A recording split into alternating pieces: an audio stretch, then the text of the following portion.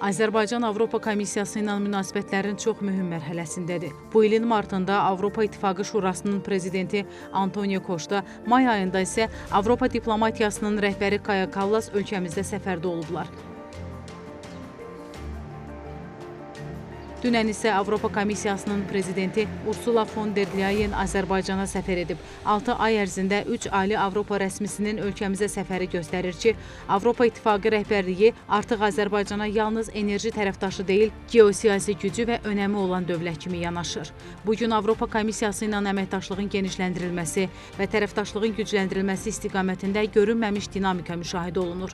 Avropa İttifaqı Azərbaycanın əsas ticarət tərəfdaşıdır. Ticarətin 40%-dən çoxu üzv dövlətlərindən, Cənubi Qafqazda isə ticarətin təxminən 70% Azərbaycanla aparılır. Bugün enerji əməkdaşlığında da müsbət dinamika qorunur. Bu mənada Avropa Komissiyası prezidentinin Azərbaycana 4 il əvvəlki səfərini xatırlatmaq yerinə düşər. Enerji sahəsində strateji tərəfdaşlıq haqqında anlaşma memorandumu imzalandı və həmin vaxtdan etibarən Avropa İttifaqının üzv dövlətlərinə Azərbaycanın təbii qaz ixracı təxminən 65% artdı.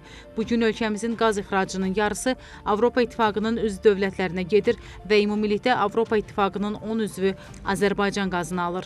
Bu keçən 4 illə müqayisədə Azərbaycan Respublikasının beynəlxalq aləmdəki mövqeyi 2022-ci ilə müqayisədə daha da güclənmiş və Azərbaycan prezidentinin təşəbbüsü ilə həyata keçirilən layihələr Azərbaycanın beynəlxalq nüfuzunun möhkəmləndirilməsinə töhfə vermişdir. Bir neçə faktı vurğulamaq istərdim. Belə ki, keçən 4 il ərzində Birləşmiş Ştatlarla Azərbaycan strateji tərəfdaşlıq haqqında çərçivə sənədi imzalayıb, xartiyə imzalayıb. Çinlə münasibətlərimiz hərtərəfli strateji tərəfdaşlıq səviyyəsinə qaldırılıb və Azərbaycan öz suverenliyini tam bərpa eləyib və bu kontekstdən bir çıxış edərək xanım von der Leyenin Bakıya etdiyi səfər çərçivəsində onun böyük gündəliklə Bakıya səfər etdiyini biz demiş olarıq. Azərbaycan o ölkələrdəndir ki, enerji sahəsində böyük dərəcədə siyasi səylər qoyub, diplomatik fəaliyyət apararaq neftimizin, qazımızın nəqli üçün infrastrukturun qurulmasına maliyyə sərmayələri yatırır. Bunun ən yaxşı nümunəsi elə Cənub qaz dəhlizidir. Bugün 3500 kilometrlik vahid boru kəməri sistemləri təbii qazın Azərbaycandan Avropaya nəqlində əsas arteriya hesab edilir. 2022-ci ildə imzalanmış strateji tərəfdaşlıq haqqında sənədə görə Avropa İttifaqına Azərbaycandan göndərilən qazın miqdarının 20 milyard kub metrə çatdırılması nəzərdə tutulur. Azərbaycanın təsdiq olunmuş ehtiyatları və növbəti illərdə işlənməsi nəzərdə tutulan layihələr Abşeron, Ümid, eləcə də Azəri Çıraq Günəşlinin dərin yatağı buna tam imkan verir. Çünki ümumilikdə bizim təsdiq olunmuş qaz ehtiyatlarımız 2,6 trilyon kubik metrdir. Və ötən il biz Avropa İttifaqına 12,9 milyard kubmetr qaz ixrac eləmişdir.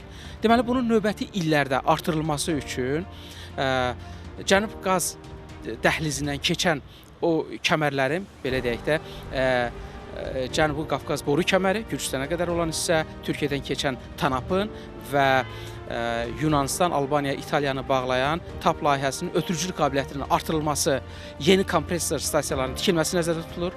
Bu maliyyə vəsaiti, kifayət qədər böyük maliyyə vəsaiti tələb edən layihələrdir. Eyni zamanda siyasi təhlükəsizlik riskinin də bölüşdürülməsində Avropa İttifaqına konkret əməllərin ortaya qoyulmasını istəyir. Bağlantı isə bir mənalı olaraq fəaliyyətin mühüm hissələrindən biridir. Şimal, Cənub, Şərq-Qərb nəqliyyat dəhlizləri Azərbaycan ərazisindən keçir və bugün qonşularımız və qonşularımızın qonşuları ilə olan xoş münasibətlərimiz çox geniş əməkdaşlıq formatı yaratmışdır ki, bu da bütün iştirakçılar üçün mənfəət gətirən məsələdir. Bugün hər bir istiqamətdə Azərbaycan ərazisindən keçən yük həcmi artır. Biz həm Azərbaycanda, həm qonşuluqda infrastruktur layihələrinə böyük sərmayə yatırmışıq, bu işlər davam edir və Avropa Komissiyası ilə münasibətlərin kifayət dərəcədə yeni hissəsi bərpa olunan enerji ilə bağlıdır. Bugün bu sahədə önəmli nəticələr əldə edən Azərbaycanla strateji tərəfdaşlıq qurula bilər. Çünki son illərdə Azərbaycan Avropa İttifaqı üçün etibarlı enerji tərəfdaşı olduğunu sübuta yetirib. 2022-ci ildə Rusiya qazı kəsərək Avropanı çətin vəziyyətə salanda Azərbaycan irəliyə çıxaraq Avropaya dəstək əlini uzatmışdı. Əlbəttə ki, bütün bunlar regional təhlükəsizlik sayəsində mümkün olmuşdu. Çünki Cənubi Qafqazda Kafqazda sülh və sabitlik hökm sürür. Demək olar ki, sülh artıq reallıqdır, amma onun gücləndirilməsi və əbədi olması üçün bir çox addımlar atılmalıdır.